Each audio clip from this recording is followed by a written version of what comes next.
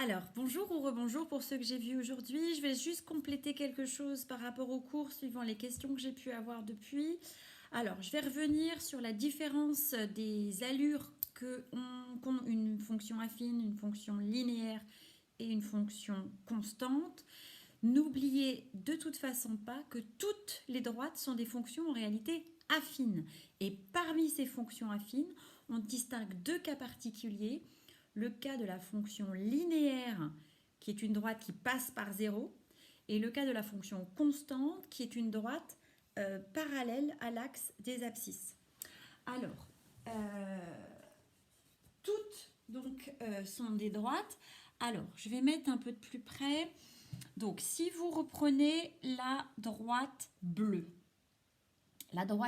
étudiée la semaine dernière, fonction linéaire, à quoi on la reconnaît visuellement? Elle passe par 0. Droite qui passe par 0. La droite verte que vous voyez ici, elle a une particularité d'être parallèle à l'axe des abscisses. Ça veut dire que tout le temps, c'est la même valeur. C'est ce qu'on appelle une fonction constante. D'accord ? Et le cas général, c'est la rouge ou la noire, qui sont des droites qui ne passent pas par 0, qui ne sont pas parallèles à l'axe des abscisses. Ce sont des fonctions donc affines, uniquement affines. Mais en réalité, toutes les droites, quelles qu'elles soient, sont dans la grande famille des fonctions affines. Donc, si on vous demande de donner l'expression de la fonction constante, c'est facile. Il suffit de voir quelle est la valeur qui est toujours la même. La valeur toujours la même, on la lit sur l'axe des ordonnées, ici en l'occurrence, moins 3. Donc ça va s'écrire g de x égale moins 3. Vous voyez que dans l'expression, il n'y a plus de x. Pourquoi il n'y a pas de x? Parce que pour n'importe quelle valeur de x, ça fait moins 3. C'est donc une constante.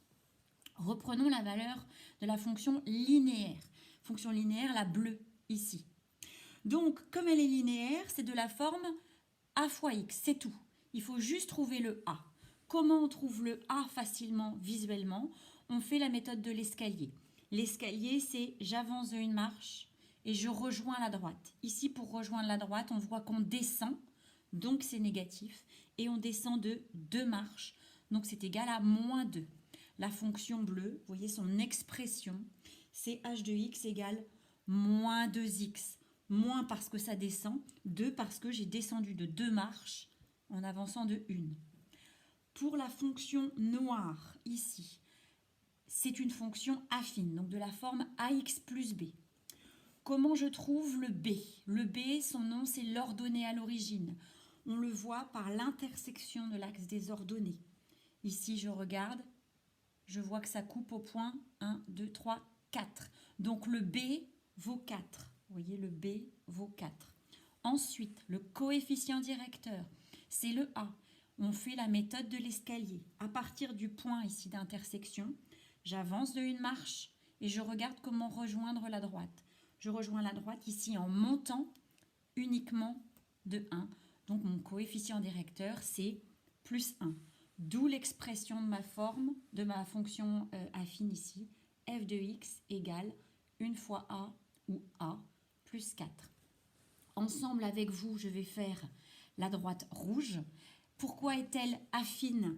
Parce que c'est une droite qui ne passe pas par 0 et qui n'est pas parallèle à l'axe des abscisses.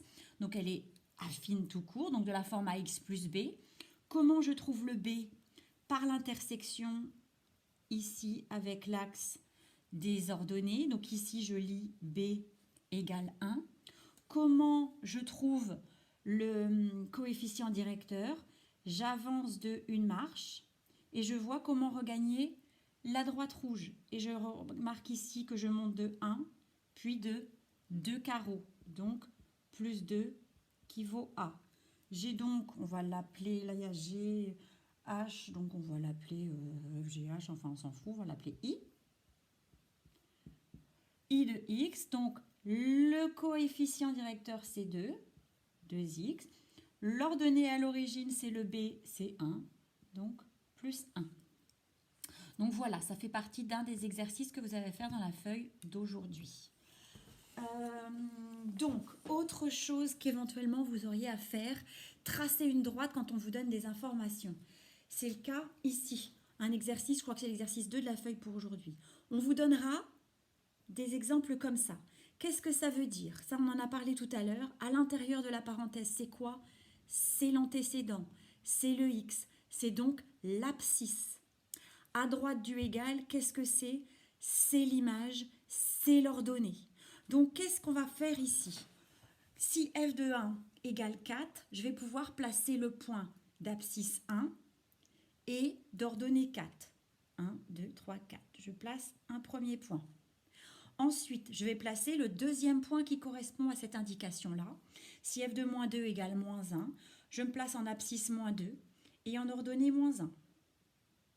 Ça me fait un deuxième point là. Il ne me reste qu'à rejoindre les deux points, avec une règle, c'est mieux. Et donc, on trouve ainsi la droite formée par ces deux points-là. Vous avez ça à faire dans l'exercice 2 de la feuille du jour, hein, pour deux fonctions différentes. Donc, vous placez les deux points. Le point dans la parenthèse, c'est l'abscisse. Le point à droite du égal, c'est l'ordonnée. Et bien voilà. Donc déjà, ça devrait répondre à pas mal de petites questions. Je me tiens vraiment disponible pour vous. N'hésitez pas s'il y a un point que vous voulez que je refasse comme ça. Au revoir.